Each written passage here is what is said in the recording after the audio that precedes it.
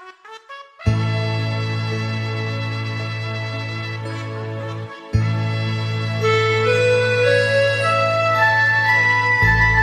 ស្រុកស្វាយតងដួងចិត្តខ្ញុំអើយគឺនាងនេះហើយដែលខ្ញុំស្នេហ៍ស្និទ្ធជាឋានសុខុមមនោរមមែនពិតចិត្តតែងរលឹកនឹកគិតសពថ្ងៃទេសភាពសំរងល្អស្រកនឡងធម្មជាតិផោផង់ដងភ្នំព្រឹកព្រៃវាលស្រែចំការផ្សារភ្ជាប់និស័យភូមិអូពន្លៃផ្ដល់ក្ដីសុខខំអីលើក្លៀតកាយឆ្ងាយភូមិកំណើតស្វាយតងលឆាតបង្កើតរូបខ្ញុំ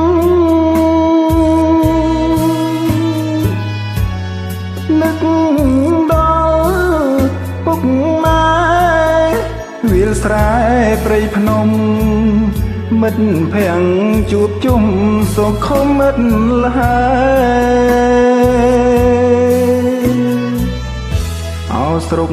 ស្វាយតងបងកងជីវិតទួឃ្លៀតឆ្ងាយពិតតែចិត្តនៅស្នេហ៍ស្រណងអាឡ័យមុំអីគិតទ្វេមិនយូរទៀតទេខ្ញុំនឹងវិលវិញ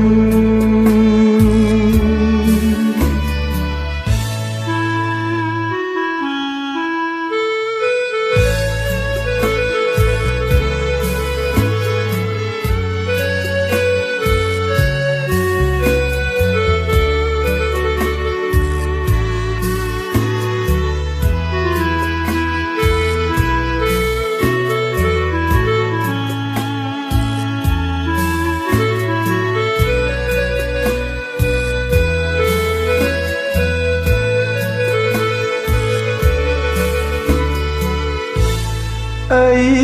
លើក្លៀតកាយឆ្ងាយភូមិកំណើ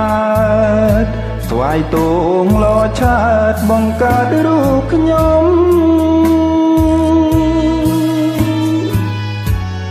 នឹកដល់ពុកម៉ែ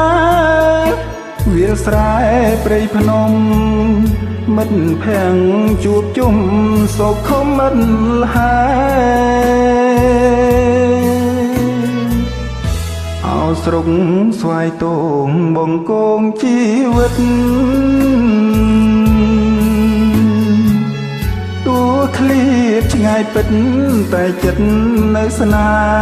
ហ៍ស្រណងអាឡ័យមុំអីគិតទ្វេមិនយូរទៀតទេខ្ញុំនឹង